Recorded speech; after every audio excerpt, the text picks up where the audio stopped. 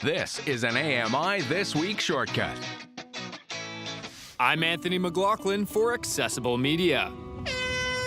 With that, the Canadian Invitational Blind Sailing Regatta kicked off a weekend of racing on Lake Ontario. The three-day event is the first of its kind in Canada, and it's no surprise that David Brown is the skipper of his own team. This event is really important so that people locally in Canada have an event to learn about blind sailing regattas. They need a place to learn, to increase their skills if they want to then make a leap to international competitions. David knows all about making that leap. In fact, he has represented Canada at 6 World Blind Sailing Championships, including a second-place finish in 2015. His teammate and main trimmer, 19-year-old Josh Cook, has spent a little less time on the water. But thanks to David's mentoring over the years at the CNIB's Camp Abilities Sailing Program, he feels well prepared for the regatta despite some nerves. Before I actually stepped on a boat at camp, I didn't know what half the stuff was called.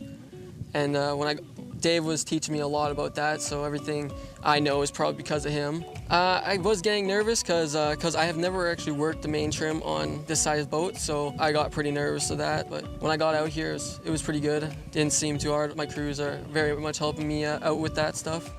With 8 races over the course of the regatta, Josh knows this is a great opportunity to soak up even more knowledge racing with a world-class skipper. Keep going.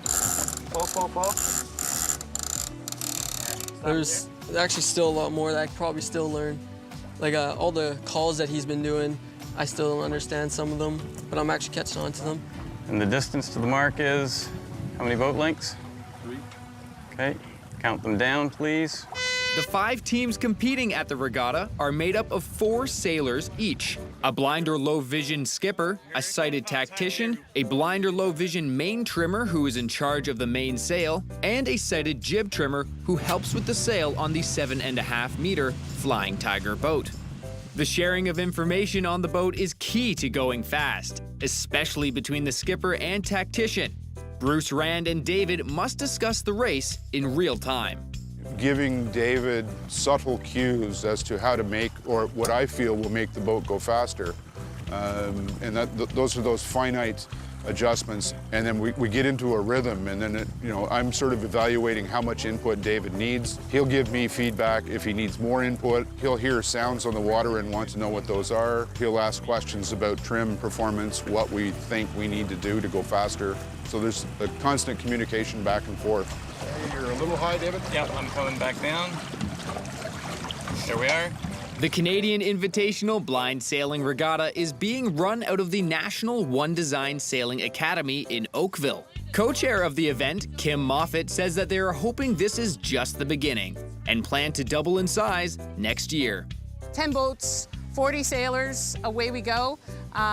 Try the match racing as well, where it's all blind teams on the boats, and that whole very interesting logistic as it goes from there, and expand as to what's being done for sailing here in the area.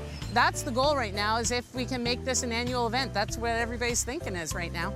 And as the regatta grows, David wants everybody to know what's most important. Winning? No, it's just actually some of the best part of sailing is meeting wonderful people from all over the world. It's nice to meet new people that all love the same sport, have the same love of sailing, and it's a sport you can basically do for life. For Accessible Media, I'm Anthony McLaughlin. Where'd that wind go? Let's follow it. Which way did it go?